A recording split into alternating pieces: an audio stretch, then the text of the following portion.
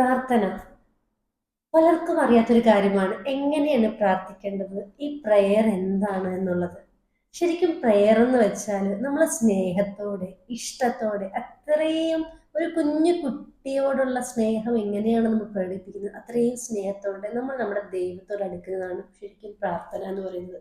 ചിലർ വിചാരിച്ചിരിക്കുന്നത് കരഞ്ഞുകൊണ്ട് പ്രാർത്ഥിച്ചാൽ, നെഞ്ചത്തടിച്ച് കണ്ണുനീര് വന്ന് പ്രാർത്ഥിച്ചാൽ മാത്രമേ ദൈവം പ്രാർത്ഥന കേൾക്കൂ എന്നുള്ളതാണ്.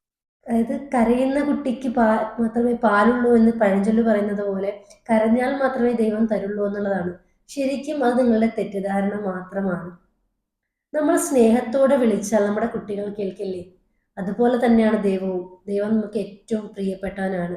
നമ്മൾ സ്നേഹത്തോടെ, അത്രയും അടുപ്പത്തോടെ, അത്രയും മൈൻഡ്ഫുൾ ആയിട്ട് നമ്മൾ നമ്മുടെ ദൈവത്തോട് ഒരു ആഗ്രഹം പറയുകയാണെങ്കിൽ ചിലപ്പം ഒരു സെക്കൻഡ് കൊണ്ട് പോലും സാധിച്ചെടുക്കാൻ പറ്റുന്ന ആഗ്രഹങ്ങളായിരിക്കും അത്. നമ്മളുടെ വലിയ വലിയ ആഗ്രഹങ്ങൾ പോലും ദൈവത്തിന് നിസ്സാരമാണ്. അപ്പൊ ദൈവത്തെ സ്നേഹിക്കുക. പലപ്പോഴും പലരും കാണിക്കുന്നത് പ്രാർത്ഥനയിൽ മടി കാണിക്കാറുണ്ട്. ആഗ്രഹങ്ങൾ സാധിക്കാൻ മാത്രം ദൈവത്തെ പ്രാർത്ഥിക്കുന്ന ആളുകളുണ്ട്. നമ്മുടെ പ്രാർത്ഥനകൾ അങ്ങനെ ഒരിക്കലും ആകാൻ പാടില്ല.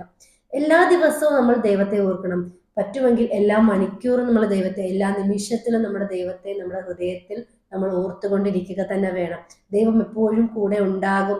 എപ്പോഴും നമ്മുടെ കൂടെ തന്നെ ദൈവം ഉണ്ട് എന്നുള്ളൊരു വിശ്വാസത്തിലായിരിക്കണം നമ്മളുടെ ഓരോ ചുവടുവെപ്പും. അപ്പോൾ നമ്മളുടെ ആഗ്രഹങ്ങൾ നമ്മൾ പറയാതെ പോലും ദൈവം നമ്മളുടെ കൈകളിലേക്ക് എത്തിച്ചു തരുന്നതായിരിക്കും.